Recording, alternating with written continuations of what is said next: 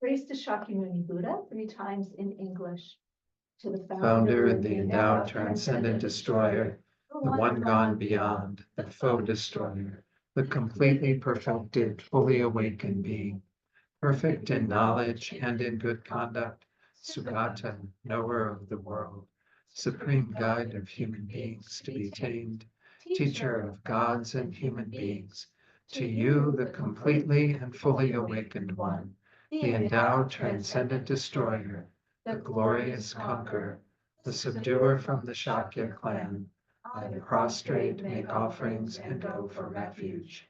To The founder, the endowed, transcendent destroyer, the one gone beyond, the foe destroyer, the completely perfected, fully awakened being, perfect in knowledge and in good conduct, Sugata, knower of the world, supreme guide of human beings to be tamed, teacher of gods and human beings, to you, the completely and fully awakened one, the endowed, transcendent destroyer, the glorious conqueror, the subduer from the Shakya clan, I prostrate, make offerings, and go for refuge. To the founder, the endowed, transcendent destroyer, the one gone beyond, the foe destroyer, the completely perfected, fully awakened being, perfect in knowledge and in good conduct, Sugata, knower of the world, supreme guide of human beings to be tamed, teacher of gods and human beings, to you, the completely and fully awakened one, the endowed, transcendent destroyer, the glorious conqueror, the subduer from the Shakya clan, I prostrate, make offerings, and go for refuge. Short mandala offering, once in Tibetan. Sajipo pi Chuk Shing Me Tak Traham Rira Neji Nini Adi Sangye Jin Yu Me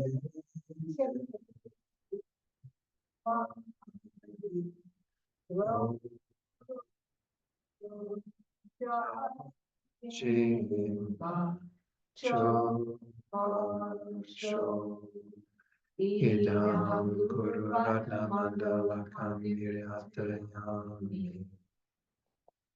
Refuge in Bodhicitta, once in English, twice in Tibetan. I go for refuge until I am enlightened. To The Buddha, the Dharma, and the Supreme Assembly.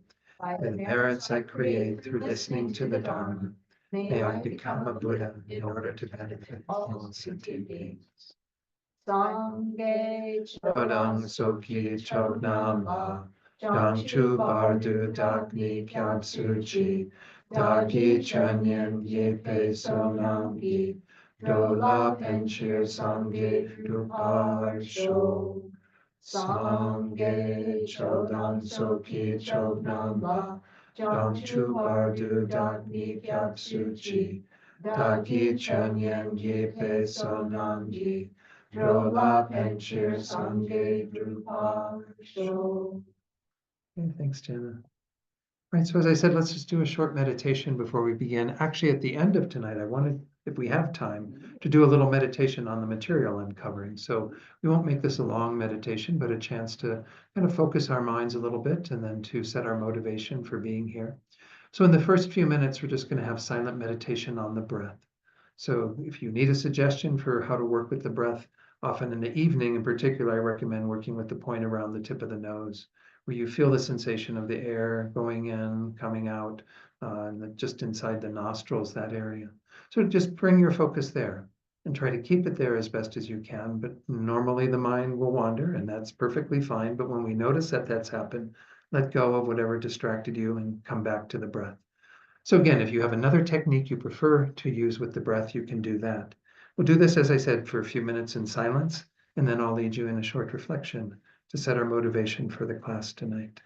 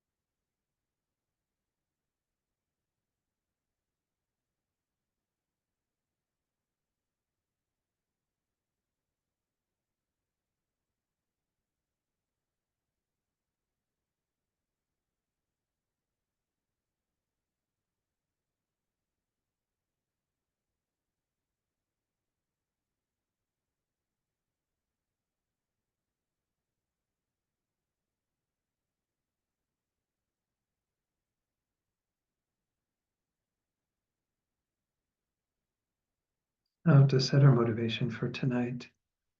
I called this class Developing the Peaceful Heart. And we're going to look at what the Buddha means by this concept of a peaceful heart. I'd like to invite you just to think about in your own life the times where you've been in touch with this, a heart that's at peace, that is not in conflict with others, that's at ease. We've all tasted this. So just spend another minute or so just reflecting on those times when you have had a peaceful heart. Just recall those and bring them to mind now.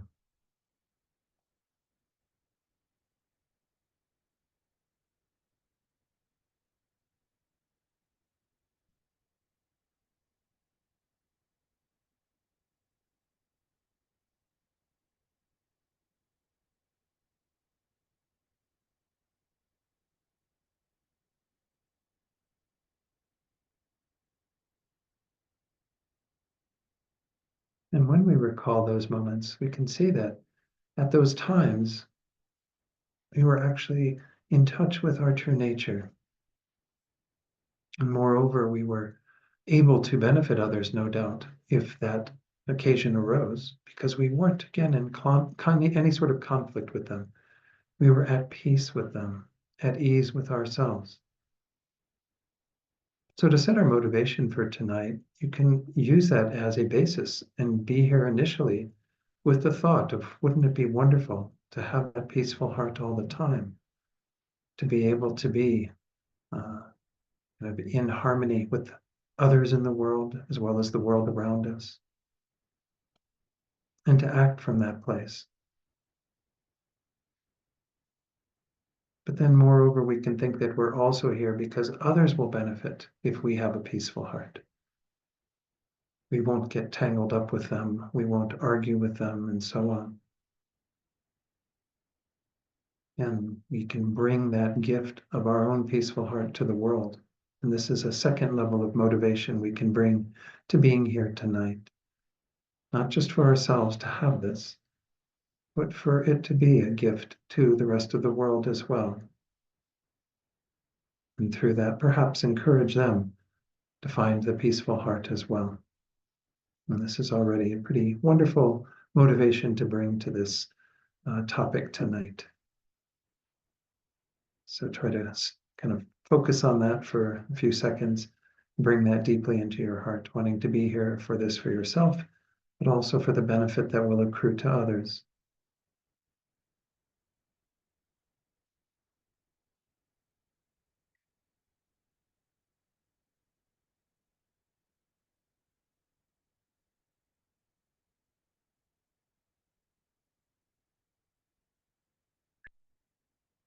And open your eyes fully, and we'll begin. So as I said in introducing this earlier tonight, this topic is kind of a nice lead into the course that I'm going to be working with. I mean, there are many things that can disturb our minds besides anger. That course is going to focus mainly on anger. But nonetheless, we are going to take a look at that because that is one of the most disturbing emotions that we have. But this whole idea of the Buddhist path to peace, we often are focused on kind of peace in our world and trying to have all of that. I'm going to share a little quote from His Holiness the Dalai Lama where he essentially says, don't expect peace out in the world unless you have peace in your heart. So this is a quote from him that's pretty well known. I think world peace will not come from the sky or from the earth. World peace cannot be produced by machines, but by true inner peace. This is really the principle of Buddhism that we're all trying to follow, that we become, in a sense, the change we want to see in the world. As Mahatma Gandhi said, you have to be able to develop that peaceful heart within you. And then, of course, it becomes a basis for your interactions with others. I remember back in 2000, when was then? Probably in the end of 1999, when we all had that, the fear of the new millennium and everything going crazy and the clocks and the computers all stopping or something, I don't know. His Holiness was on Larry King. I remember seeing this interview in particular. And Larry King was like, "What? So, Your Holiness, do you have all this promise for the new millennium and all this?" And His Holiness says, "Well, it really depends, but we really would probably expect more of the same unless people do something differently." And that's the essence of what he said to Larry King. And it's really quite true. So again, when we're looking at this topic, this is relevant, obviously, to the world around us. It's not that we're separated or isolated from other people in any way, shape, or form. We are connected to others, and when we are working on developing a peaceful heart ourselves, it's always with that perspective that we meditated on and the motivation of bringing peace to those around us. If we're more at peace in our everyday lives, then obviously we will have greater influence on others and create a more peaceful world. So I do want to do a little introductory bit that's kind of reviewing for many of you, because I know a number of you in the room have been around Buddhism for a while, but kind of the Buddhist path to peace. What is not just what I was talking about now, but in even more detail. What it is that the Buddha says is essentially our fundamental problem, why we don't have peace, what it is that we need to overcome, and of course the methodology for attaining that. And I'm secondly going to use an example of applying these principles that actually comes from a nice little book by Joseph Goldstein.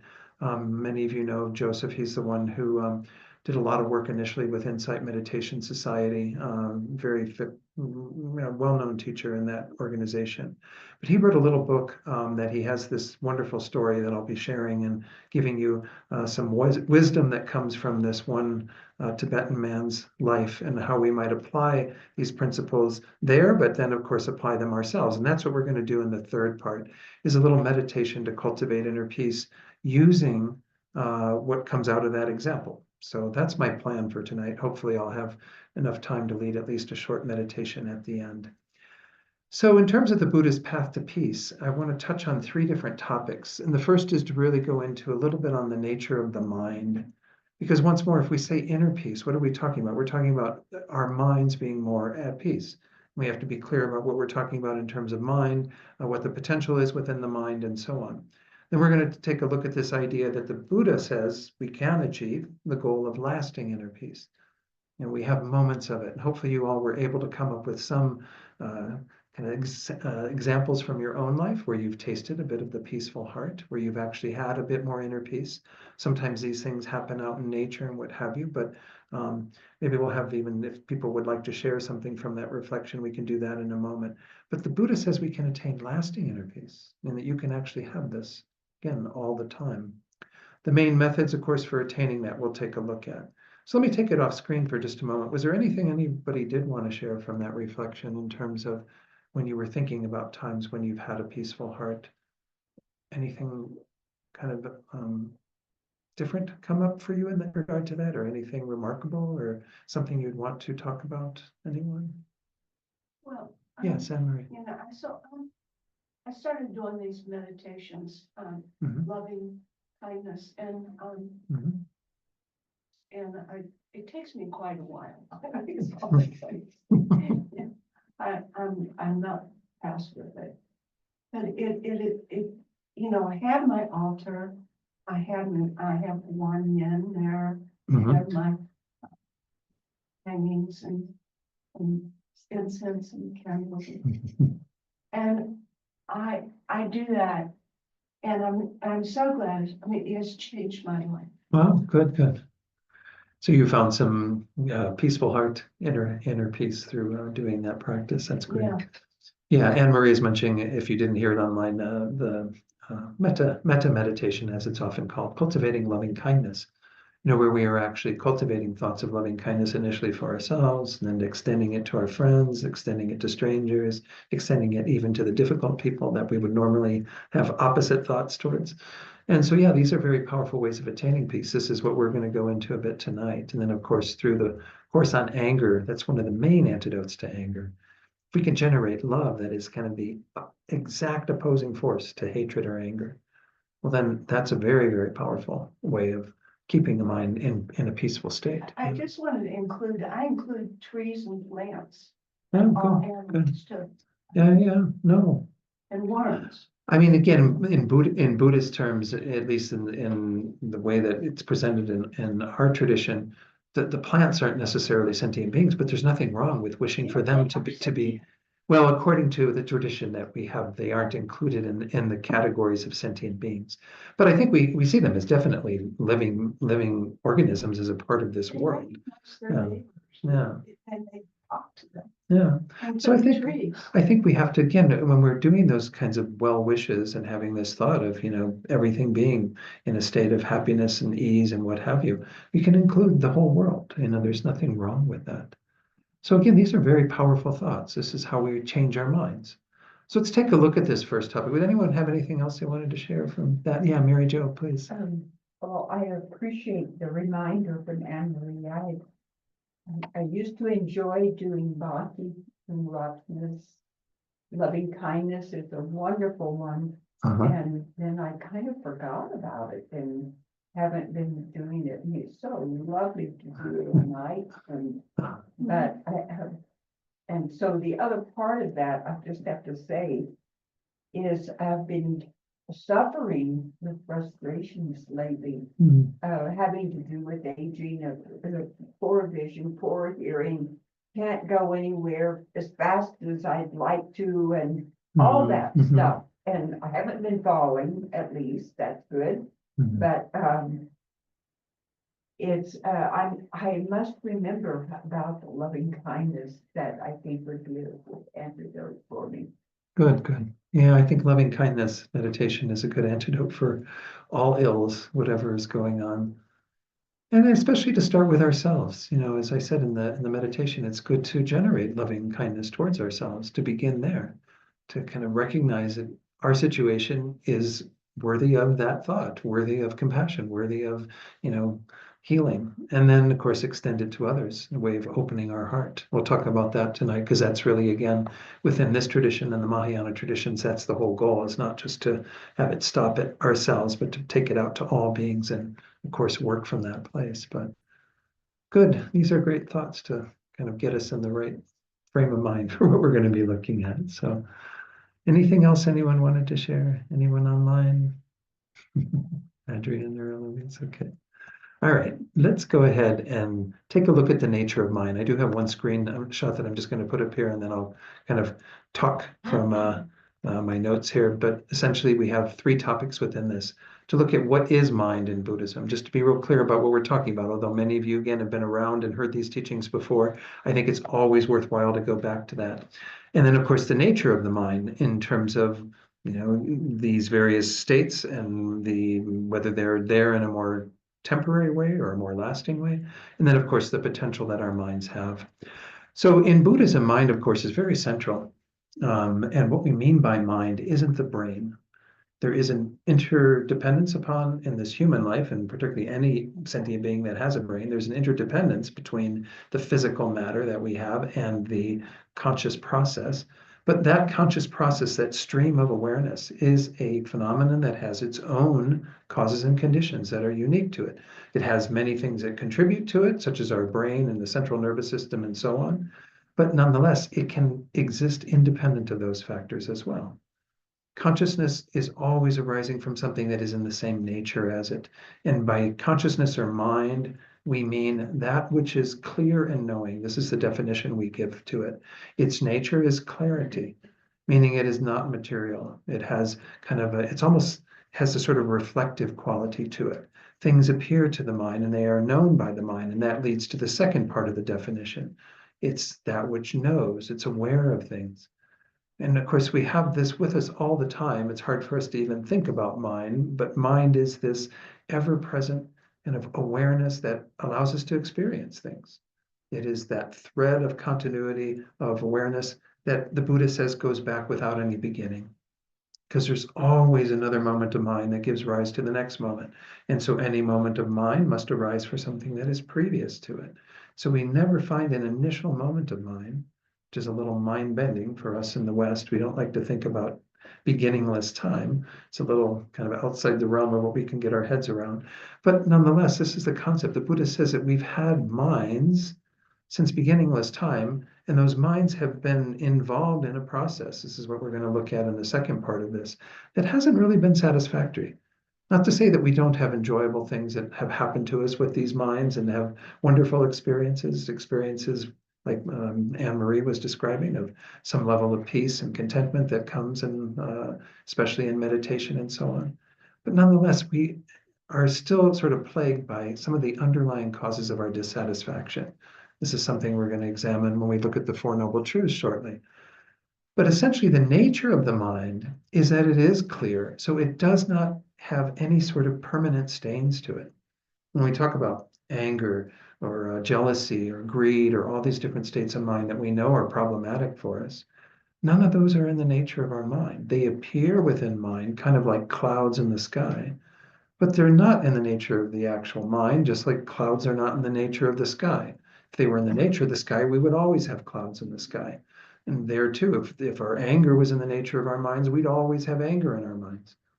Anger and all the other delusions, what we call them delusions, afflictions, negative emotions, all of these arise on the basis of certain causes and conditions. And when those causes and conditions are removed, then the fundamental clarity of the mind reappears. But we have this fundamental clarity that we can rely upon that is always there.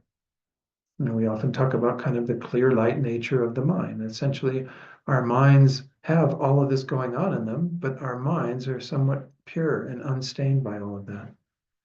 This is the premise for all the work that the Buddha says we can do in changing our minds, of course, is that when we have that awareness and that understanding, then we put our attention into doing what we need to do to remove all of those things that are causes of our problems, the causes of our dissatisfaction. So when it comes down to it, that third topic that I was going to touch on in relation to the mind, the potential of the mind is that you can actually attain a state where you've done two things.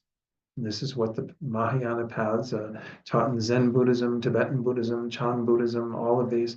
They essentially put out a path that will lead to the attainment of what we call it enlightenment. We mean a state of complete enlightenment where the mind has been first completely freed of everything that is negative. We've worked on not just developing a more immediate ways of addressing it, but really uprooting all of the afflictions in our minds.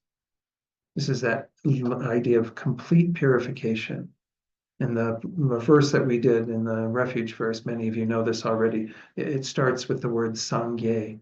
Sangye is the Tibetan for Buddha.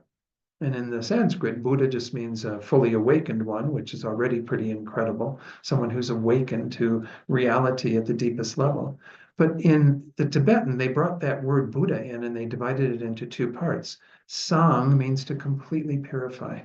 So we've gotten rid of everything that pollutes our minds. That's a goal we can all obtain through the Buddhist teachings and practicing them. The other part of it, yay, signifies that we can take all the positive qualities that we have, all of our loving kindness and compassion and patience and generosity and wisdom, all these wonderful things, we can take them to a limitless degree. So this is the goal that we're aiming for, and this is the potential that every one of us has. Every being has that potential just by virtue of having a mind. Now, of course, when we talk about poor Zia over there on the cushion, Zia is having a very cushy life as a dog in this life, but poor Zia doesn't have a mind in this life that can be used to generate those realizations, at least from my observation. I could be wrong. Zia could be a Buddha already. I don't know, but the likelihood is that, beings who are born in an animal state don't have the intelligence that we have in the human state, that we can work with these teachings. Zia comes and hears the teachings, but does she practice them at home still? She does. But it's hard for animals, of course, because they don't have the ability to get their heads around these sorts of ideas. You can train animals to do lots of wonderful things, to be very compassionate in their actions and so on. They can go rescue people from, avalanches and things like that, right? But nonetheless, can't get them to realize the deeper truths that the Buddha taught. So again, this is something we have as humans that's very relevant because we can use this human life to do this work. And that's, of course, something that would be ideal to do while we have this human existence, do what we can to limit and reduce and eventually try to eliminate all of what is negative in the mind and enhance and cultivate and bring to the fullest level all of the positive qualities in our mind. And if we can achieve that profound result in this life, which it said is attainable, then we have used this life very well, but at least to do some of this work. Yeah, Stella. Well, I was just thinking about when Lama Zopa blesses all the animals. So is he blessing them so that in the future they'll be able to have human lives or achieve enlightenment or what? Yeah, I mean, and Lama Zopa often would give advice on, around animals and what we should do while we have animals in our, house and around us and what have you. It's really good to do everything we can to plant seeds on their minds through reciting mantras or through doing various, blessings with them, circumambulating holy objects, all these sorts of things that you can do. But any exposure that we give to them that increases some measure of kind of seeds on their minds, mental continuum. The idea is that Rinpoche was often very clear that that would eventually ripen into a good rebirth, possibly even in the next life. But again, these things are probably not something we can see directly. We have to take it on Rinpoche's words or, the Buddha himself, who gave a lot of these pieces of advice that have, made their way into our current culture and everything. But I think that is important. While we have animals around us, like even if you have a bird bath or something where birds come and you kind of want to keep water in it, but you could maybe put a little statue or something in the middle of it raised up above the water, and then they're going to have some exposure to that statue, and that gives some sort of imprints. Rinpoche was always keen on these sorts of things, Well, why not, do something for them besides giving them water or feeding them or whatever the case might be.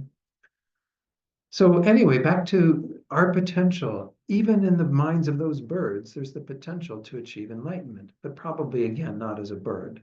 Might require planting some seeds, them taking rebirth as a human, them being able to meet the Dharma, to practice the teachings, and to become enlightened. That's what it takes for all of us, essentially. But in this life, we have a human form. We have the human intellect. So it's good to take advantage of this to the degree that we can. So this is, again, just the main points on mind that I'm just summarizing, because most of us have been around Buddhism to know that, these are really central. Mind is not the brain, not the physical matter, but is something with its own continuum that is not physical. It is interactive with this physical body, but not that. It is also in the nature of being fundamentally pure. So all the garbage we have in our minds, all the crazy stuff that we try to get rid of, all of our jealousy and all of our greed and all of our anger, all of that is not in the nature of our minds. It arises on the basis of certain factors, and it can be removed. And that leads us to the fundamental potential of the mind then is for us to do that work, to completely purify our minds and to completely develop all the positive qualities. And that's what we mean by a Buddha. A Buddha isn't some in the theistic traditions, they have the concept of a creator God. The Buddha isn't a creator God. The Buddha is, someone just like us, but has done the work to get to that state. Was unenlightened and became enlightened. So that's kind of the premise for what we're going to be talking about in terms of the peaceful heart. It all comes from having an understanding of what mind is, and of course, looking at the factors that disturb the mind as well as those that enhance the mind and make it kind of more in touch with its fundamental reality, fundamental nature. So the Buddha did teach the goal of lasting inner peace, and he taught this primarily through what are known as the Four Noble Truths. Again, I like to go through this in an introductory way for this as well, because it shows essentially, if we frame it in terms of peace, we can say that the first two truths show how we are not in a state of peace, how we have not attained that in our current state. Again, we have the potential for it, but we have not. The last two truths show how we would actually go about doing that, it is possible to have an end, a cessation of everything that is plaguing us, and to practice the path that leads to that. So let's talk about the first one, maybe in conjunction with the second one.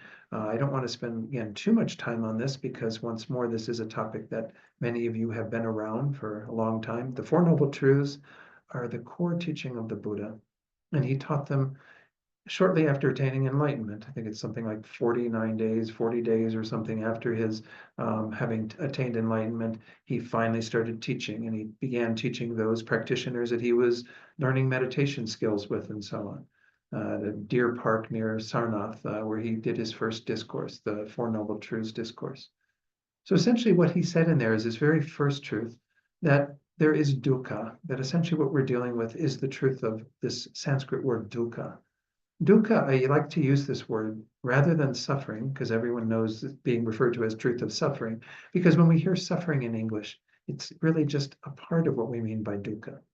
Dukkha means that we are all essentially in an unsatisfactory state. And yes, the suffering that we experience that we call suffering and pain and anguish and all of that, that's evidence of it, but that's not, again, the whole picture. That's like the tip of the iceberg. If I asked any of you right now, are you suffering? Maybe some of you have some aches or pains in your body right now. You say, oh yeah, I've got this going on or whatever. But for many people, they'd say, no, I'm fine. I'm not suffering, right? That's why I don't like using that word suffering to refer to the whole thing, because if I go on to say, are the other ones happening? You probably say yes. So we may not be experiencing this first one all the time, this suffer or this dukkha of pain or dukkha of suffering.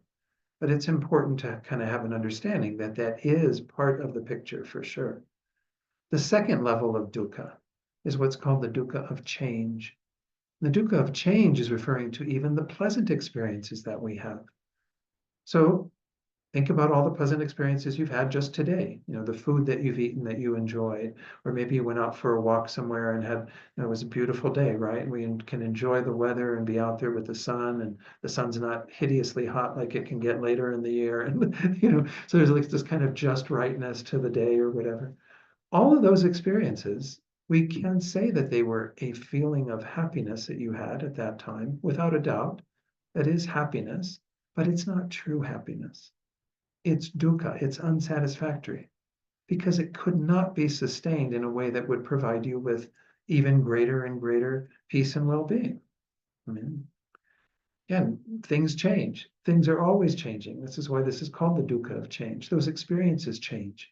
If you even contemplate the idea of being exposed to them continually for some extended period of time, you can see that they're not going to lead to greater happiness.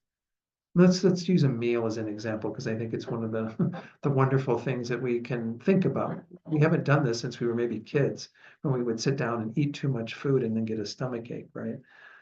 But we all eat in moderation. But think about any of the meals you had today and imagine if you were still eating it since you started eating it at that time.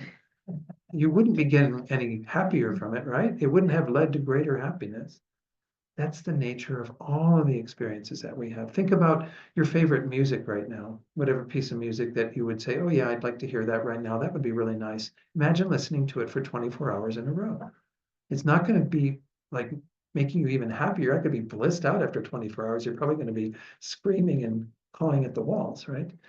It's the nature of these experiences not to bring any real happiness, real lasting happiness, which is what the Buddha says we really have, again, the ability to attain. That's sort of our potential, our birthright. But it's something that, again, we have learned that over time. Yeah, I can't listen to the song 80 times in a row because it's not going to make me happy. I can't sit down and eat until I'm, ready to explode. We've learned that, and we do everything in moderation. And we think that that's having a good life, right? If I eat only so much and then I stop, and then I can eat more in the middle of the day, and then I can eat more at the end of the day and whatever. And we do this with all of our sensory pleasures, all of these experiences of happiness, that somehow we're going to be okay then. But the Buddha says we're not seeing the deeper picture of it, that it's all unsatisfactory. Now, I know when people initially come to Buddhism, it's like, what, you're telling me I can't have these things? No, you can have them. The pleasurable experiences are pleasurable in and of themselves at the moment, but don't put all of your money on those things. Those things do not produce the lasting peace that you're seeking. So that's the second one, to get that these transitory pleasures are just that. They don't last, and they don't provide an ultimate level of happiness that we're really seeking. The third level of dukkha refers to our pervasive conditioning, the fact that we are under the control of factors that are causing all of this to happen. This was the real insight that the Buddha had. I think the second one takes a little more investigation. Obviously, the first level of dukkha is easy to see. Even animals see that, right? When Zia is frightened by something, Zia knows to run away, doesn't want to be in that situation, right? So again, that's easy to see. The second one is a little easier to see. The third one, the Buddha, through his wisdom, says, guess what, folks? The causes of this whole process are what you're under the control of. And as long as those are there, you're going to have an unsatisfactory experience.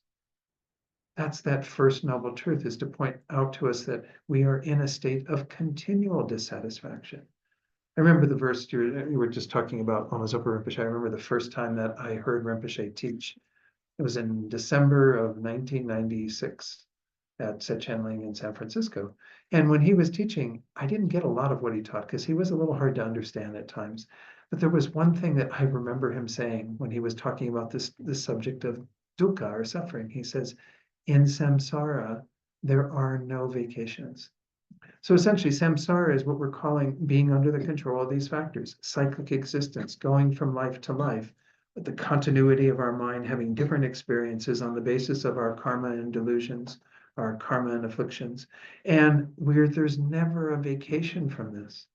You have never had a second's break from this.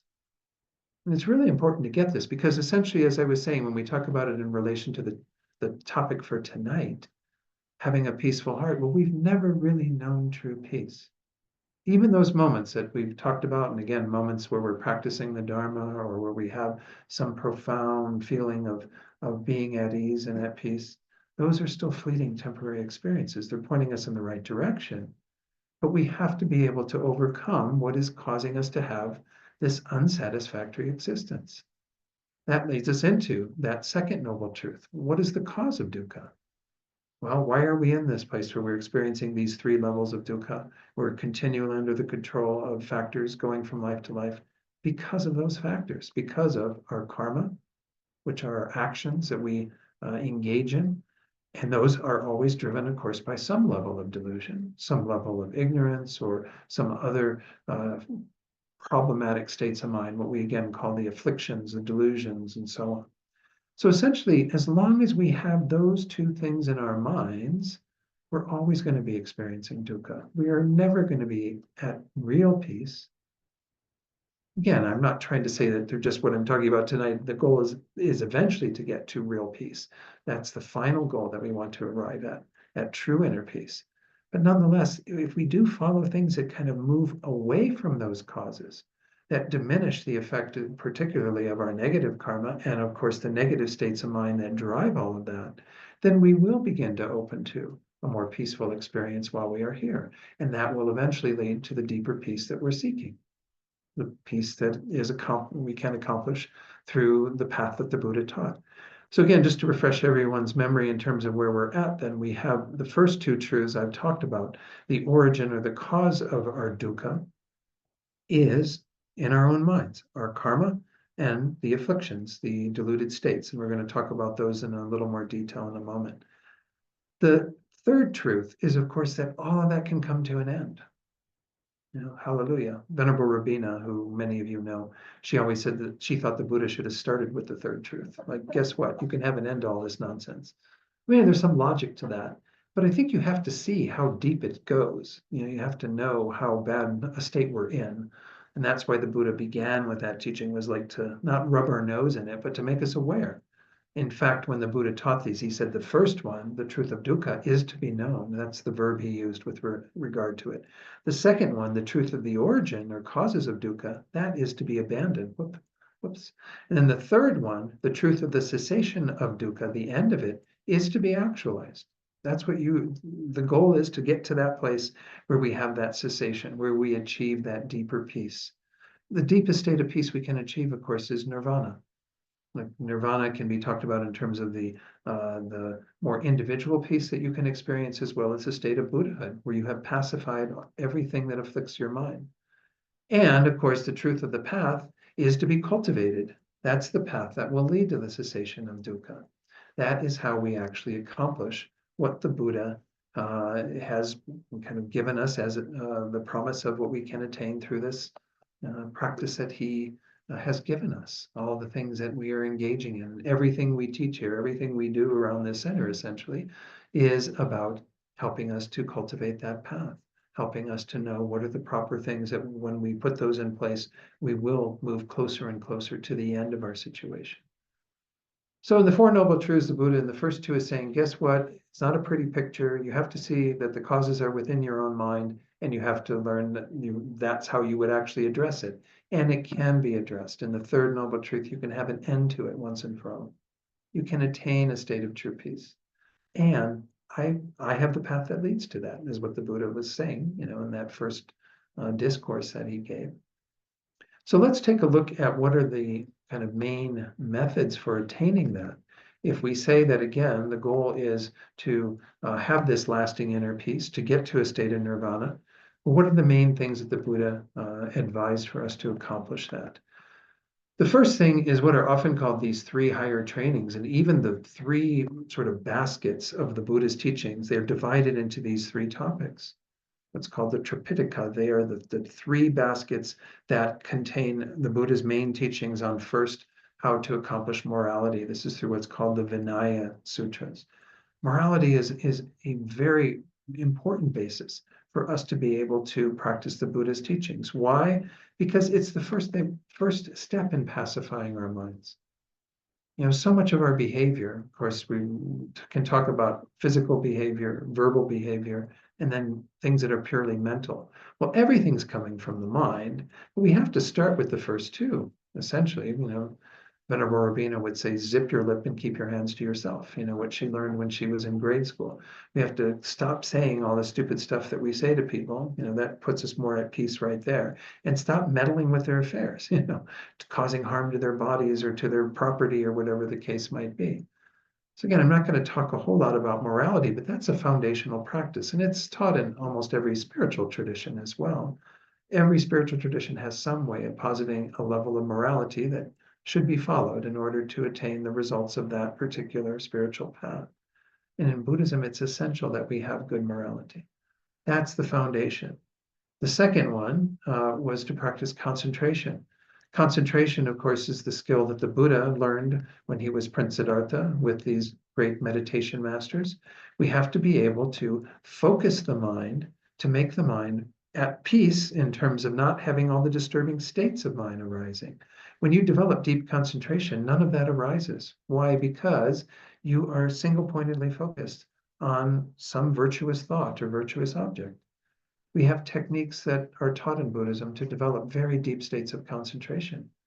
That's an essential part of it. So we start with morality. That's mainly how we are out in the world, kind of at that coarser level. And it becomes more subtle in terms of working with developing concentration and single-pointed awareness in our minds. And then eventually we get to the third level that we need to have the other two levels in order to practice, and that's wisdom. We actually have to generate a wisdom that is understanding, as it's often said, the nature of reality. Again, for some reason, I'm not seeing my cursor come up quite as much here on my screen. There we go. By wisdom, we mean very, very deep insight into the way the Buddha taught that essentially everything is interdependent. That's really the core of that teaching. I'm not going to go into a whole teaching on emptiness as part of this. Maybe we'll get that as part of the antidotes to anger. But we have this kind of natural clinging to things as if they had some independent status, as if things were all standing on their own. But the fact is that everything is actually interdependent. Nothing is independent. Everything arises in dependence upon various other factors. That's the deepest truth. I'm just giving a very kind of rough idea of what we're talking about there. But essentially, if you don't have good morality, you can't possibly develop deeper concentration. If you don't have deeper concentration, you can never develop the level of penetrative wisdom that's going to uproot all the things that are polluting our minds, which again is our potential. Yes. Can you just say some more things about what morality is? I think a lot of people don't know. Right. We all have different opinions. Yeah. I mean, in Buddhist terms, we essentially, most of our morality is rooted in this principle called ahimsa in Sanskrit, which is non-harmfulness. So we can see that most of what the Buddha considers to be not good morality those are actions that harm others. Of course, we harm ourselves through all of our actions because of the principle of karma. Anything we do, not all of our actions, I mean any of our actions that are driven by our more negative states of mind. So when we are, for example, if we were to steal something from somebody, well, of course, we're going to create the karma of stealing by taking someone else's possessions without them having offered that to us. But we are also, of course, harming others because they had those possessions for their own use, and now we've taken them away from them. So the basic sort of premise for all of what the Buddha taught to be immoral, not ethical, is if it causes harm to others. So it's kind of a beginning point, but it's not to say again that that's the only things, because we are harming ourselves through a lot of our immoral thoughts, even the ways that we are thinking about things. That you could sit at home and be kind of coveting all the things that one of your neighbors has. Until you go over there and actually steal from them, you won't really have committed the act of stealing. But nonetheless, those aren't good thoughts for us to cultivate either, right? So again, by morality we mean essentially, if we look at the opposite of it, then we mean thoughts that abandon harming others and also abandon harming ourselves. That's the essence of good morality in Buddhism. And of course, it's based on the principle of karma, that everything that we do with our minds, and of course, as that falls into our speech or our physical actions, as those are extensions of our minds, that all of those things produce an imprint on our minds that ripen into a result. And if we are very, clear and having good purposes in our actions and following through with good actions to others, then we produce positive karma. If we are creating negative actions towards others with negative thoughts and so on, well, then we are all creating the causes of future suffering experiences. And this is the basic principle of karma that's underwriting morality. But here we're mainly talking about it as a practice of our minds. I mean, essentially, we want to stop and get rid of the thoughts that cause us to harm others, to engage in those sorts of behaviors.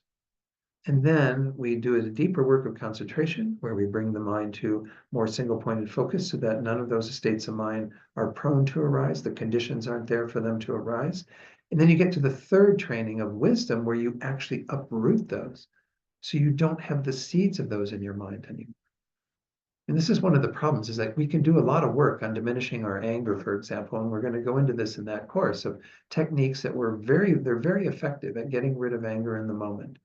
But if we don't get rid of the seeds of anger in our minds, which has to be done through that deeper wisdom, then our anger will return when all the conditions are there for the anger to arise. Okay, so did that clarify what we mean by morality then? That helps. Yeah. Yeah, I mean, I think one thing to compare it to in a theistic tradition, like if we look at I was raised Roman Catholic, and so one of the big tenets within Roman Catholicism is the Ten Commandments, right? We also had other things we were trying to follow on the basis of the New Testament, but those Old Testament teachings of God saying, thou shalt not do this, this, this, this, and this, 10 things, that's a morality that is upheld by many people in the Abrahamic traditions, right? Those are things that they ideally would want to be abandoning, not do. Buddhism doesn't teach it in that light because there is no, like the Buddha doesn't say, thou shalt not do this, this, and this because I said so. The Buddhist says, look at these actions. You shouldn't do them simply because they're going to cause harm to others, but they're also going to cause harm to you. I can see that. Okay. But yeah, it's a big topic, morality, obviously. Yeah. I think we may have lost Eloise and Adrienne. They said they were having internet connection problems down there in Texas. Yeah. Please, Stella. Oh, I thought you had a question. Okay. All right, so let's go back. We've covered the Four Noble Truths, and which are essentially pointing to, the methodology. We've begun to talk about essentially the truth of the path. What are the methods for attaining that inner peace? We can see from the 3 higher trainings, as I just pointed out, that we begin with the coarser ways of pacifying things. We go to a deeper level of pacification with concentration. Then we get to our final pacification, the attainment of true inner peace and lasting inner peace through the development of wisdom. But more specifically, we can work on moving in that direction through what are called the temporal and the ultimate antidotes to the causes of dukkha. And what we mean here mainly are the afflictions. And what does that mean, temporal and ultimate? Temporal means in the moment. You can often kind of practice and get familiar with certain ideas that you will introduce in the moment that will lessen what you are experiencing. So if you're having anger arise, and this is what we're going to be going to in the main part of this course that's coming up, when anger is arising, what we want to do is we want to reframe the mind so we're looking at this in a very different way. And therefore, the causes for anger to arise are not going to be there. This is what's called a temporal antidote. I mentioned it earlier in terms of loving kindness. If we have a mind that at the moment is feeling some hatred or animosity towards somebody, maybe it's a political figure, maybe it's somebody who you interact with at work, maybe it's somebody who, lives on your street or something. If you have that feeling of animosity and anger arising, one of the most powerful antidotes at that time is to have loving kindness towards them, is to actually be able to see them through that lens. And this is actually the example that we're going to look at from Joseph Goldstein's story that he tells, that kind of gives us some tools to work with as to how would we even cultivate such a thought? Because loving kindness isn't our natural thought towards those people who are difficult in our lives, right? But this is what we have to learn. Initially are these kind of temporal antidotes, something that will combat it in the moment, that will replace the way we're looking at it now with a different way of looking at it, that'll be more productive, that will not cause us to have those negative tendencies or to say or do anything that's going to be harmful to the other person or to ourselves. Yes, Stella. Loving kindness.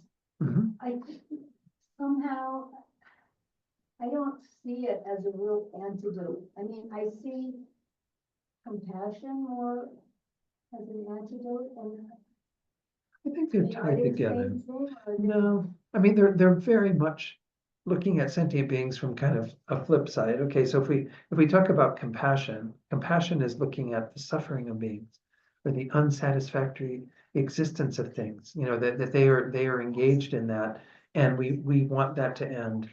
We have a desire for them to not suffer. So essentially what we are doing with compassion is we're looking at that side of sentient beings' experience, that they suffer. When we look at the other side, we're looking at the fact that they're not happy. They haven't really attained the happiness that they seek. Now, these two things are tied together, right? I mean, the degree to which someone's suffering is often the degree to which they can't be happy. And the degree to which they aren't experiencing happiness, they would have some measure of suffering on that basis. But these are two different thoughts. Compassion looking at the suffering of beings and wanting it to stop. The loving kindness looking at the lack of happiness in beings and wanting them to have happiness. So they really are complementary thoughts, just looking at two different aspects. Was that? Yeah, I mean, And they both I'm can be thinking of antidotes. Donald Trump, Okay, we can talk about that. So. Of Mhm. the thoughts that he has and how it's actually making him unhappy in Mhm. the long run. And then the loving kindness would be what, to imagine what it would be like If he were truly happy. didn't Yeah, have that, yeah. Yeah. Yeah, we'll take a look at this in the example even. Why don't we'll use that as an example when we go through this, but we'll hear what Joseph Goldstein shares in that story, and it'll be very applicable. Yeah, Will, were you going to share something Yeah, I as was well? gonna say, I've also heard description of like absence of ill will or like absence of a strong ill will, Uh-huh. as opposed to like an overt friendliness, just as like a Uh-huh. more Yeah. relatable starting point kind of. Uh-huh. Yeah, so. Yeah, I mean, we're really trying to, and I appreciate you sharing that, because essentially what we're trying to do is to make that ill will or anger not appear in the mind and have an absence of it. And the absence of it is created through putting a different thought in the mind. I mean, this is the whole principle that we use in Buddhism in an initial way to start to control our afflictions. And that's essentially what we're going to do in this course again, where we look at all the different ways that anger arises and what are some of these antidotes, these different ways of working with it. But as I said, one of them that is absolutely there, and it's the more traditional one that is always presented, is it possible to generate some feeling, some thoughts of loving kindness, compassion towards that being, so that we don't have any room for anger in our minds? Because we're seeing them now with a different perspective. This is all stuff we're going to go into. Yeah. Okay. So where was I? Let's see. Temporal antidotes. The other thing is the ultimate antidotes. What are the ultimate antidotes referring to? The ultimate antidotes are the fact that was there going to be something shared? I'm sorry, from you, Adrienne or Eloise? Okay. No, No, not okay. yet. All right. Okay. All right. I just thought I heard something come in, but anyway, yeah. So in terms of an ultimate antidote is that wisdom that I was talking about in the 3 higher trainings. the final wisdom that sees things as they really are. And on the basis of that wisdom, you cannot create any of these diluted states of mind. There's no basis for them. Again, what they're revolving around is the fact that we see ourselves and all beings and everything that exists in that very independent manner. And that is not how they exist at all. Everything is interdependent, rising on the basis of various factors. Again, I won't go into great detail on that tonight, but that's the final antidote that we have to cultivate.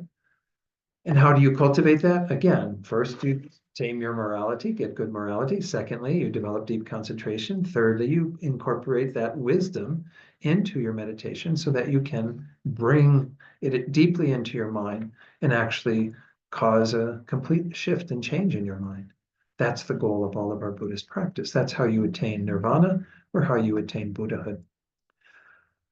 So any questions on that before I go on to this example? I want to share a little bit from, again, Joseph Goldstein's book, which is a it's a really pretty amazing story. You know, I started thinking about attachment while you were talking, because that is a source of a lot of. Absolutely.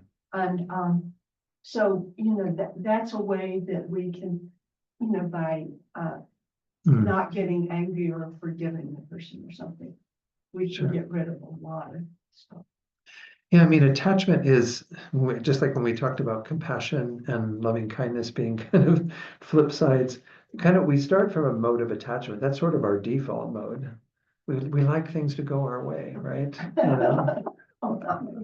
We were talking about Goldilocks just before class. Yeah, I know the two of you. You're free of all of this. Well, I'm not talking to the two of you. But it's like this inner Goldilocks, right? That wants everything to be just right. You know, we want to make sure that that when we go to order our coffee at the coffee place, that it's the right temperature, that it's made the right way, that it isn't bitter, that it, you know, we could complain if it isn't. You know, this is our default mode, is to always want everything to go our way. At least for most people. Two of you maybe not. And then, of course, on the basis of that, what happens when we don't get what we want? That's the anger side of it. So anger and attachment are these two things that are working in tandem. We have a default of always wanting it to go our way and to have everything be wonderful. And that extends sometimes to those that we love and care about. We want them to be happy and to not be, you know, experiencing any problems or difficulties. And we get angry and upset when other people are causing them problems and difficulties, right? This is the tendency. These two are working in tandem. So we're going to focus tonight, and even in the course coming up again, on the anger side of it. Why? Because it's so destructive in our world. You know, you can look at just what's going on in the United States, much less in other parts of the world, where you have anger playing out again and again in so many, you know, repetitive ways, like what's happened, you know, in Israel and Gaza and all of that. You know, where you just have these patterns that just cannot seem to break free of it. So let's take a look at this little story that I want to share. I brought the book, it's in my backpack. It's a cute little book that Wisdom Publications did. It's called A Heart Full of Peace by Joseph Goldstein. And he gives this label to this, 4 insights in time of distress. And this may actually even be from this man, I think his name was Tenzin Chodak, who he's going to be talking about, or, you know, share a little bit of his story. Is it Tenzin? Yeah, Dr. Tenzin Chodak. I'll put a few points from this story, but this is how he actually talked about this, Dr. Tenzin Chodak, about his experience in Tibet when he was in prison there. So a number of years ago, Joseph Goldstein says, the Harvard Medical Journal, published an article about Tenzin Chodak, a Tibetan doctor who had been a personal physician to the Dalai Lama. He was imprisoned in 1959 by the Chinese for 21 years. I mean, any of us were in prison for 21 days or even 21 hours, we'd probably be going crazy, right? 21 years. For 17 of those years, Dr. Chodak was beaten and tortured daily, physically and psychologically, and his life was continually threatened. You know, and this is not the only story like this, by the way. His Holiness hears these all the time. People who escape Tibet and come to India, to Dharamsala, where his residence is, and he meets with them, and he's happy to hear their stories. And essentially, this is not an uncommon story at all. Astonishingly, though, he emerged from this 21-year-long horror virtually free from any signs of traumatic stress. I mean, this is also somewhat common with many of these great practitioners. They've been imprisoned and beaten and tortured, and they come out of it with no psychological scars. Why? Because they were doing something different with their minds than what we would be doing if we were even in prison for, as I said, 21 minutes or 21 hours or something. Okay, so these are the 4 insights that he had, that he shared in this Harvard Medical Journal article. And Joseph Goldstein is simply, reiterating these and discussing them a little bit. But he says, first, we must endeavor to see every situation in a larger context. This is something that His Holiness often emphasizes, is that you have to get out of the very narrow way that we are looking at things, which has to do with the tendency that we have to be extremely self-centered, which is a bit of that Goldilocks thing that I was talking about, right? Where it's all about me getting what I want, me having what I need, and so on.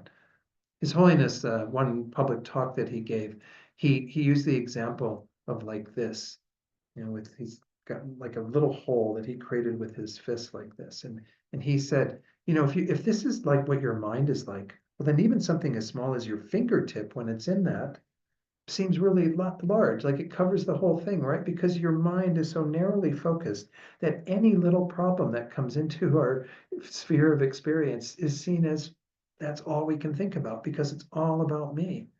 It's that narrow of a focus. Whereas, and he was in like this huge hall, he said, if we have a mind that thinks like that, it isn't limited like this, well, then something small, as insignificant as the tip of our finger, is really quite small, and quite unnoticeable, right? This is one of the big shifts in perspective that he's always putting forward, is to get out of this tendency to narrowly focus on everything as if it's all about me, myself, and I, and to look at things from a broader perspective. Kind of get out of that trap that we are in constantly of being so self-centered and self-focused. And of course, there are other ways that we can shift our perspective, but that's the main one, right? Because if we... Can you put words into that? Putting in another perspective? Because I heard about this nun who was constantly, she was in a prison in Tibet. Sure. And she was constantly tortured, physically raped, prodded, all kinds of horrible things. Yeah. How does that look for that person to get into that space? We'll go into that in a little bit in the points to come, but we can say that if you have a mind that, first of all, is having some compassion for the people who are inflicting this on you, then you've already begun the process of dismantling that tight little circle of me, myself, and I, right? Because you have an awareness that these are beings who are engaged in actions that they're going to have to suffer from. And so you begin to open your heart to them in a way that you wouldn't be able to if you were only thinking about, oh, poor me, and all of this being caused to me. And that's why many of these practitioners, they come out of these experiences, even after 21 years, having used it as a platform for deepening their spiritual awareness and deepening their compassion for other beings. But you can also think about the fact that what you are experiencing isn't unique in the world. There are many others who are experiencing it at that time. We're not going to talk about this here tonight, but the practice of Tonglen in Tibetan, where you think that through your having to deal with suffering, you can take on the suffering of others. And you can give what you have that brings you happiness to others so they can experience happiness themselves. But if you're experiencing any form of suffering, and most of us are not going to have to experience 21 years of prison where we're being tortured and beaten and what have you every day, in most of those years, 17 years of them, we're not going to experience that. But we do have things we experience where we can at least open up our heart to say, yes, there are others who are going through deep sufferings at this time. May I be able to, through what I'm experiencing, free them from their suffering. May they not have to experience their suffering on the basis of what I'm going through. Now, will it actually happen? Will those beings be free of all their suffering through that thought? Not at the moment, probably. It's just not that powerful. But in doing this repeatedly, and again, you're talking about here somebody who did this for 21 years, where every time any sort of suffering was inflicted on him, he didn't think, oh, poor me. He thought about people who were inflicting it and having compassion for them, people who are experiencing similar sufferings around the world. That's the idea behind it. That's a practical application of it. Kind of taking it out of just our very narrow little range of it's all about me, which is the default mode again that we're all sort of functioning from. Let me see if there was anything else I wanted to share from this. I might say, yeah, this takes familiarity and practice. This isn't something that you can just flip a switch and say, okay, next time I have something horrible happening to me, I'm going to think this way. You have to spend some time on the cushion and work with that, and then off the cushion, you have to bring it to mind. That's the whole way that we practice. That's the very first insight that he had, was that you're never going to get there if you don't shift your perspective. You have to get out of this me, myself, and I context and see it in a larger context. And of course, part of this can also be seeing that we're understanding the myriad causes and conditions that lead to all of that happening. We're understanding the role of our own karma in creating that situation. We're understanding all the things that lead people to do what they do. These Chinese guards in the prisons that were there torturing Dr. Chodak, they didn't just decide to do this on a whim. They were conditioned to do this, right? Through the propaganda of the Chinese government and the things that led them to go into that service where they were going to become prison guards and to inflict this pain on other people. They think they're actually doing a good thing on the basis of what they've been trained to think in that country. Again, and His Holiness even speaks to this at times where he is able to see that this is an interdependent phenomenon and not something that's in isolation. It's arising on the basis of certain causes and conditions. And when you think about those, it gives you a little more space. So again, shifting your perspective can be done, or seeing things in a larger context can be done in a number of different ways. The one that we were talking about there, but also what His Holiness was saying. Yeah, Adrian, did you have something you wanted to share? Oh, sorry, thought I saw your hand up. Okay. All right, let's go ahead and go to point number 2, his other insight, another insight that he had. We must see our enemies or the difficult people in our lives as human beings like ourselves. And this is kind of also, as I said, in relation to what Stella brought up. This is how we can have that shift and see things in a larger context. We can see that this is a human being who is inflicting this pain or difficulty on me or those that I love or whatever. And we can use, again, a political figure, we can use whoever it is, but we have to see that shared humanity. We have to see that that being is going through the same things that we essentially go through, perhaps elevated to some degree on the basis of conditions that led them to have more elevated states of anger or pride or jealousy or whatever the case might be.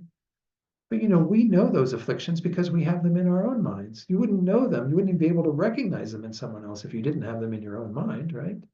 So when we see others who we label enemies, and this is just a label we give them on the basis of the things that they are doing that cause harm to ourselves or others, we have to see that humanity that's there in spite of the way that that person is behaving, or even caught up in the way that person is behaving, because we behave similarly, not to those degrees perhaps.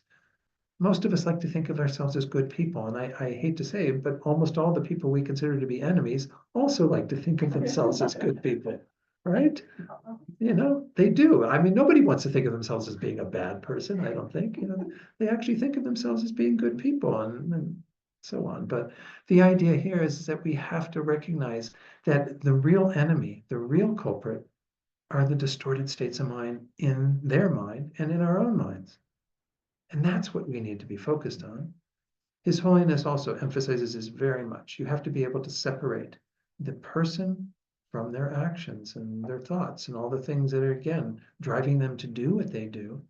The person can still be a basis for compassion, for loving kindness, because the person isn't fundamentally any of those things. They aren't their delusions. They aren't their anger. They aren't their jealousy or their pride. They are a being with a consciousness just like ours that is polluted, and they have the potential to remove all that pollution and to become this wonderful, fully enlightened being. So this is the second thing that he goes into, is really emphasizing that all beings are plagued by afflictions, essentially, and have to deal with their own karma.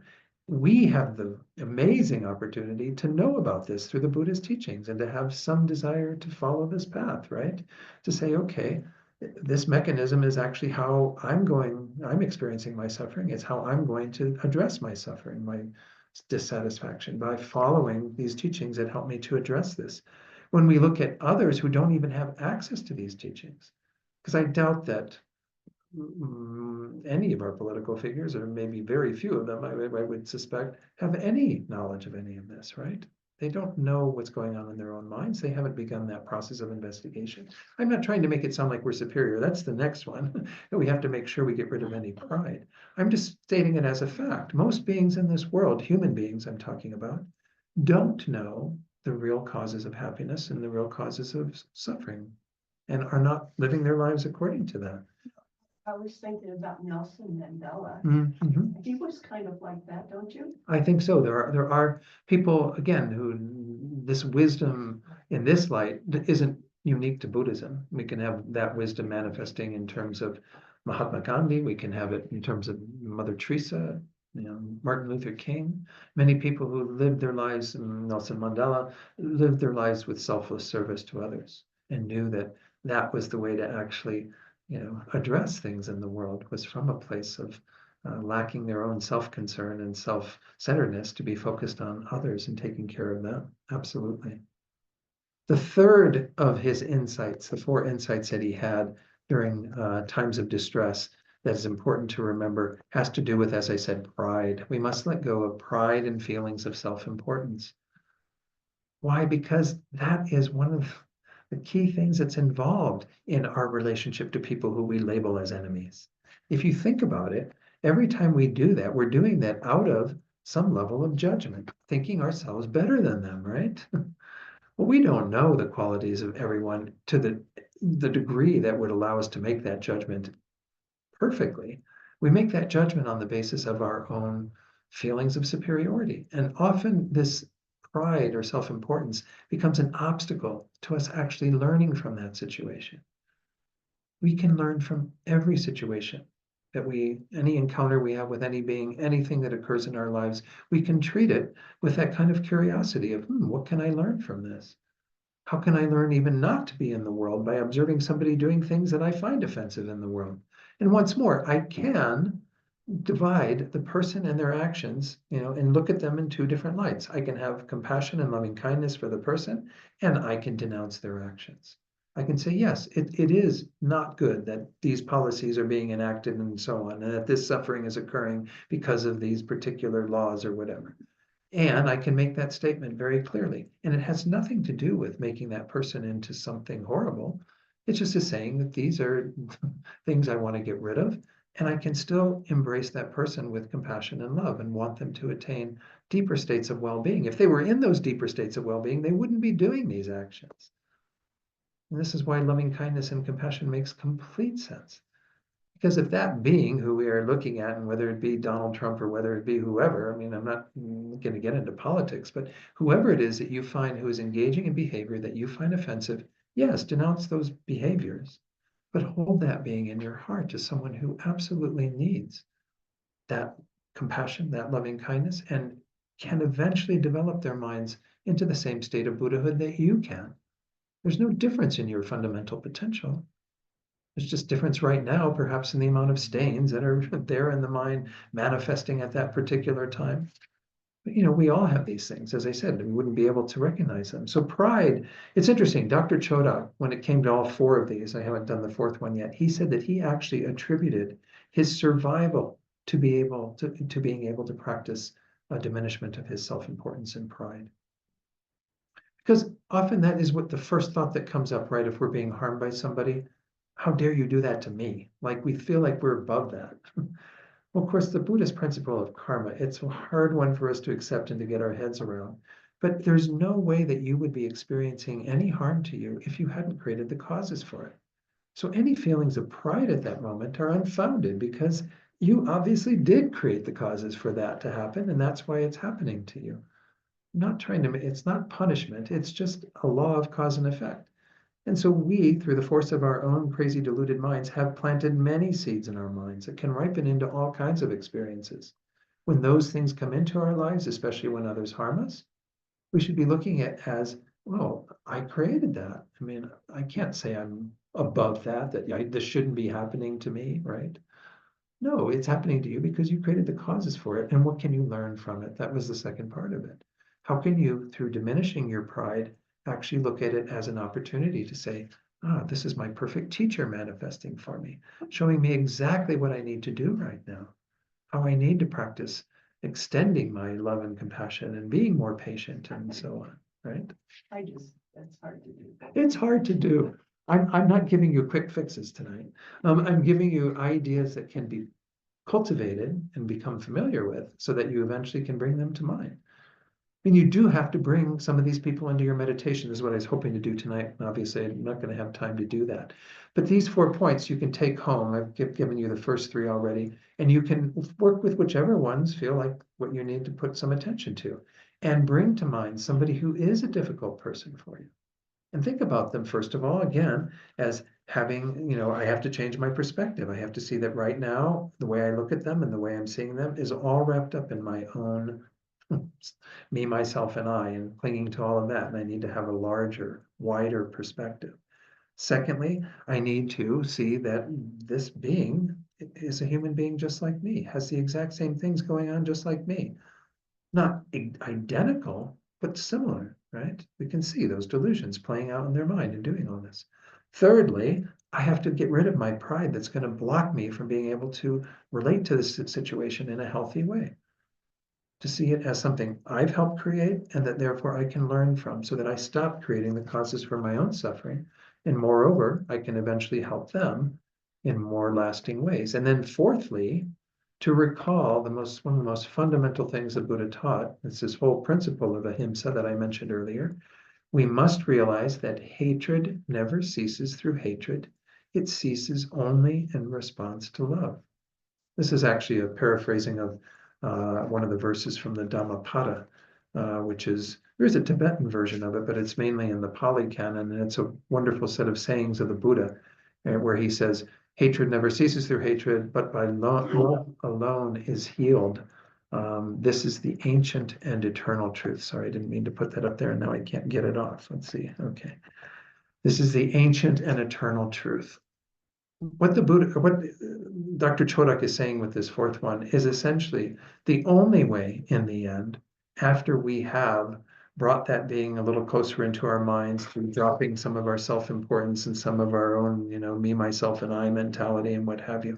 Once we've opened up to that, the only way to cure our hatred towards anybody eventually is to practice loving kindness towards them, is to really change our attitude completely, which once more is not a quick fix, right? And is not easy to practice, especially with beings who we take a lot of offense at the actions they're engaging in. But can we separate those two? Can we have love and genuine concern and compassion for the being, the person, and say, and their actions need to change because they're causing harm to others? That's what we're essentially trying to do, in our practice. But if we have this kind of motivation of cultivating loving kindness, compassion for all beings, including our enemies, the difficult people, well, that's eventually going to overcome all of those disturbing states of mind that are rooted in the opposite, especially anger, animosity, any of those, hatred, and so on. Okay, let's see if there are any questions. I've done enough blah, blah, blah. Questions or comments? Adrian has one. Oh, sorry, I didn't see you, Adrian. I was looking in the audience here. I need to I pay more. finally have a question. Please. Well, a couple of things. I think it's really hard for, maybe it's not just Westerners, maybe it's everyone, I don't know, but in order to have loving kindness for others, you have to have loving kindness for yourself. And I think that is an affliction to not have, I think it's, pervasive that we don't have loving kindness for ourselves also.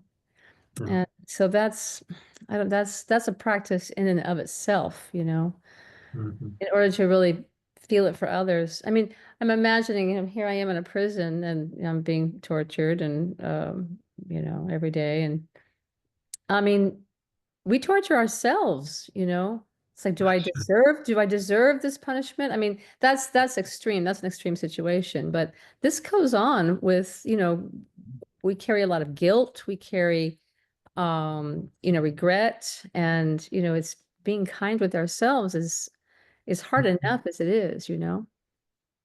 I agree. No, thank you for pointing that out, Adrienne. And I don't think we should do this kind of bypassing, like go past, oh, I don't have to worry about loving kindness and compassion towards myself. I'm just going to work on others because that's a loftier goal. That's would be ridiculous, right? We do have to start with ourselves.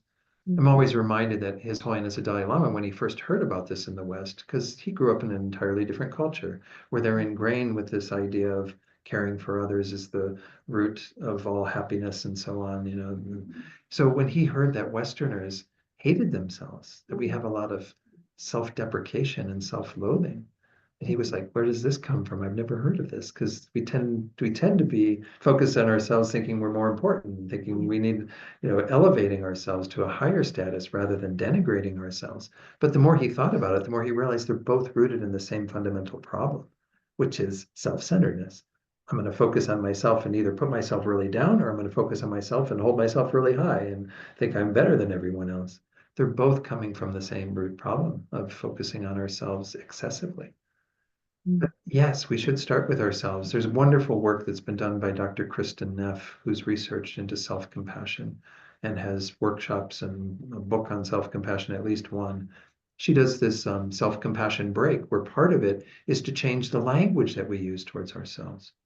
With a self-compassion break, you first acknowledge that what you are experiencing at that moment is hard, it's difficult. And you be honest with yourself about that, rather than our stiff upper lip kind of nonsense that we do in the West of like, oh, I'm just going to plow through this, I'm not suffering. Yes, it's hard, it's difficult. Secondly, it's part of our shared humanity. You're not alone in what you're experiencing. And it gives you a little bit of space around it so it doesn't become all kind of caving in on ourselves. But thirdly, you change the way that you talk to yourself. Normally, we beat ourselves up with our internal dialogue. She makes a point that if we spoke to others in the way that we speak to ourselves, we wouldn't have any friends at all. Because, everybody would be like, what are you talking to me like that for? But we talk to ourselves like that, we give ourselves complete permission to beat ourselves up. So the third step is to be really kind to yourself, to practice those thoughts of, may I be free from this? May I be at ease? May I find some peace in my heart?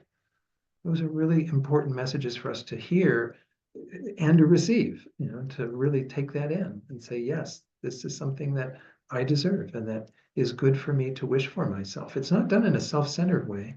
It's done in a genuine, caring, loving way. Then we can be better with others. Then we can be much kinder to others. But absolutely, we do have to start with ourselves, Adrienne. Thank you. And I have another question too. Sure. Something you were talking about earlier about the mind. So if the mind is this clear state, and it's always this clear state in its pure form, even in its clear state, it can carry our pollutants, our causes and effects, our from all our lives, this life, and yet it's this clear. In itself, it's just clarity. So I'm kind of confused about how something can be so clear and yet be carrying these pollutants along. And I guess the examples that are used help to some degree, like the example I mentioned earlier of the sky, right? The sky is fundamentally pure, but when we see like smoke, like when there's the forest fires, unfortunate, all those things that creates huge smoke in the sky, we know that the smoke is there in the sky, but it's not the nature of the sky. The sky is clear and pure. Another one is water. Water works really well as well. And I often use that example of our minds being like a glass of water, that when it's just free of all pollutants, we can see the clarity there, right? But if I take some dirt and throw it in the water and stir it up, well, then it becomes opaque and you can't see the clarity of the water at all. But is the clarity really gone? No, because you run it through a very fine filter and the clarity of the water is there under the surface. It's just temporarily polluted by all the dirt and sediment that's in the water. It's the same idea. it's not, I know it's hard because we're dealing with a non-material phenomenon of the mind. It's not, but in the sense, sky is kind of like that. I don't know, right? I mean, you can't really point at sky. It's just this vast clarity and things appearing in the space of sky, if you will. Well, that does help me to understand it. Now, but is the mind, I'm assuming that the mind is not inherent in and of itself. I mean, this clear mind that we talk about in Buddhism. In the deeper way that we normally refer to, no, nothing is inherent. Nothing has an inherent nature, but it does have a conventional nature that we can designate, that we can say, oh, this is what we mean by mind. It is that which has this clear clarity, luminosity to it, and then it is that which knows, those two things. That which knows, okay, Yeah, that which is clear and knowing is the full definition of mind. clear enough. But it has none of that. And this is getting into the emptiness teachings, which if we're I gonna know. we're gonna introduce this right at the end, it's gonna be, ooh, we'll see what we do with that. But Okay, we will I'll be talk a there. little bit about emptiness in the course, in the anger course, because I have to touch on it at some point. But Okay. because Okay. that's really, really key. You know, we have to get to that deeper truth. As I said, there's the temporal antidotes, such as I'm going to try to generate loving kindness and rather than anger or hatred. And then there's the more ultimate antidote, which is dismantling the whole thing, saying there's no real me here in the way that I think there is. There's no real you in the way that I think there is, and so on. Mm. That's tougher stuff to unwind though. Do you Yes. have any soul thoughts in this? Is there any ways that the soul might come into any of this Well, discussion? The soul isn't really a concept the Buddha taught. Mhm. In fact, there was in the But it hint, could be clear mind. well, but then it wouldn't, we're calling it clear mind. We don't need to call it soul. I mean, soul, there are some properties to mind that are similar to what people mean by soul. But again, I even had a hard time growing up Catholic knowing what soul was because it was very obscure. But maybe we hold on to this conversation since we're kind of at the time where we should close things. But we'll talk about that because I think it is important, you know, to distinguish these this different terminology.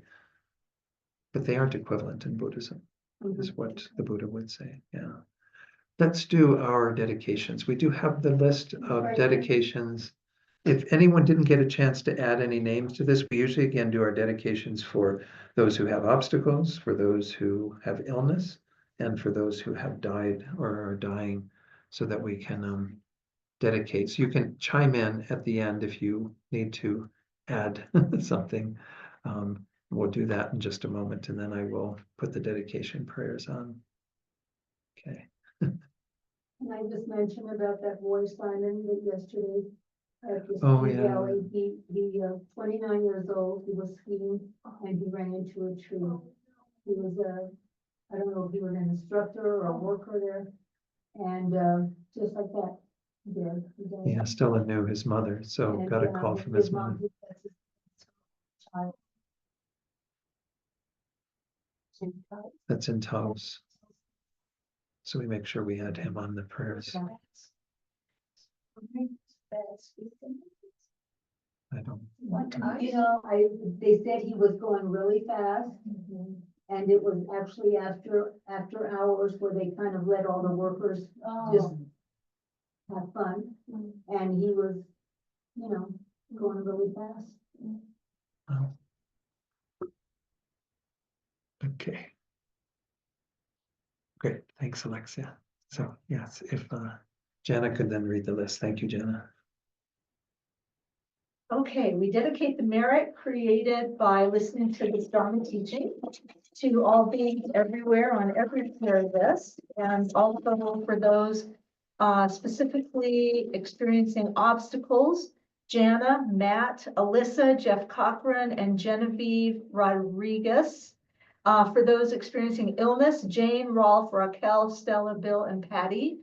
Those who are dying or who have died in the last 49 days, Eloise's neighbor, Van Ingrid, Gazans, Adonio Pacheco Senior, Jefferson, Kate Lockwood, Ashley Casillas, Anastasia Stacy Romo, Simon, Adam, Muhammad, Monica Silvers, Emily Pike, Latai Tonga, Ali Rasmussen, Jesus Quintanilla, and Zoe Holland.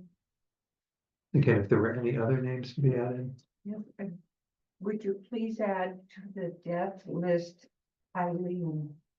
I don't think I heard it. Okay, and Eileen then- H, yes, Hughes, Eileen H. thank you. and then the skier was Simon, is that what you said? Yes, he's on the list Okay. here. Yeah, okay, great. All right, let's go ahead and recite the prayers and together for dedicating. Dedication prayers once in Tibetan. Devadi Lama Sangye Dokyone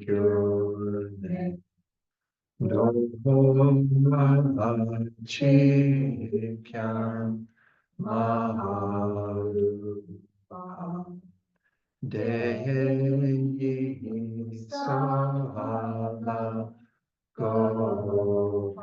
Goparsho Chub Sam Chogrin Poche Make Panam Ke Gurche Ke Wanyam Pame Payam Gong Ne Gong Du Pewarsho.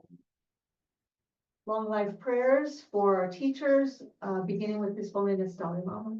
The wish granting, Contains wish fulfilling jewel, source of every single benefit and happiness in this world. To the incomparably kind Tenzin Gyatso, I beseech. May all your holy wishes be spontaneously fulfilled. And for the swift return of Lama Zopa Rinpoche, peerless Teacher and assembly of the children of the victorious ones, Shravakas and Pratyeka Buddhas, victorious Losang, father and sons, along with the lineage masters, all the objects of refuge of infinite lands. Please bestow the virtue of goodness of accomplishing this prayer here and now. Holding and spreading the Muni's precious and complete teachings through explanation and practice, you wear the armor of patience that is never discouraged. Incomparable venerable Guru, to you I make request. While striving single-pointedly for the sake of the victorious one's teachings, the sole gateway through which all benefit and happiness emerge, and from other living beings, you suddenly departed to peace. what a great loss! Nevertheless, through the undeceiving truth, from the blessings of the ocean of the three jewels, and the great waves of bodhicitta, the children of the victorious ones, may the smile of a reincarnation swiftly beam in glory for fortunate disciples. Thank you, Jana. Thank you all.